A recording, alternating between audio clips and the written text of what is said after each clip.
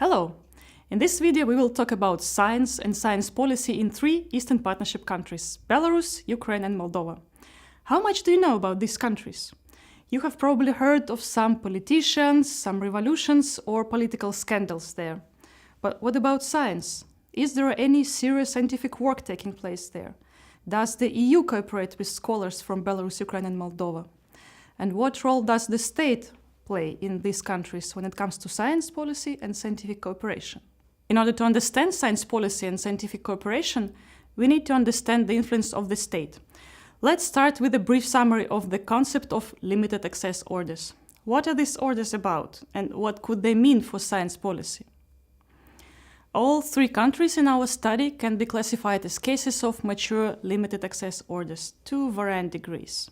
This means that access to political and economic resources is restricted. There can be a complex set of formal institutions in place, but these can be abused by the elites. In such cases, only oligarchs or a dictator and his allies can actually make decisions. In other words, all animals are equal, but some animals are more equal than others. What are the effects on the development of science policy that we might see in limited access orders? First and foremost, science policy is concentrated in the hands of the state. It gives the ruling elites the mechanisms to control the direction of science policy and limit its broader effects. The state can give substantial resources and attention to science, but they do it in a way that means the ruler or the governing coalition of elites retains control. The development of science policy is done in a top-down manner, with the priorities and strategies set by the state. This doesn't involve much input and coordination from universities, individual research centers, NGOs, or other actors. Okay, so science policy is designed somehow. What might happen with its implementation? In a similar way, it is subordinated to government objectives, such as economic development, for example. As a result, stability and long-term commitment to scientific development is lacking. So, are these expectations backed up by real examples from real countries?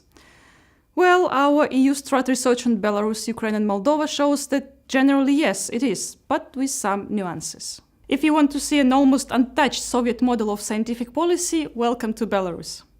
There has been no real reform since independence. But today there is less money than there was in Soviet times. Now scientists have to produce economic results and pay for the failures from their own pocket. On the other hand, Ukraine established recently a new body that aims to facilitate the exchange of science and technology information between the government, scientists and businesses. The new regulations in Ukraine show its high ambitions in terms of advancing science and transparency of funding. In Moldova, there was an important science policy reform in 2017. The reform shifted the institutional balance in scientific policy formulation from the Conservative Academy of Sciences of Moldova to the government.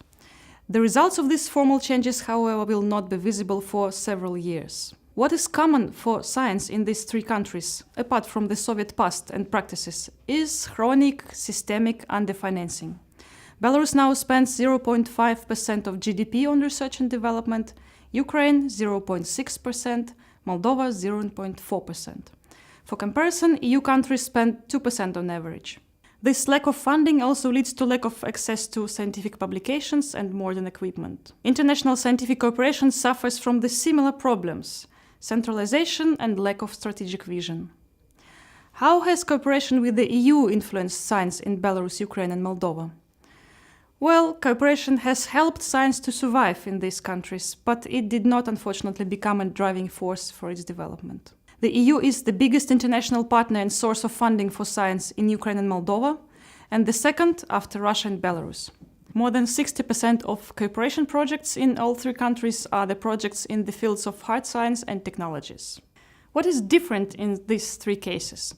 The crucial difference between these three countries is the independence of researchers.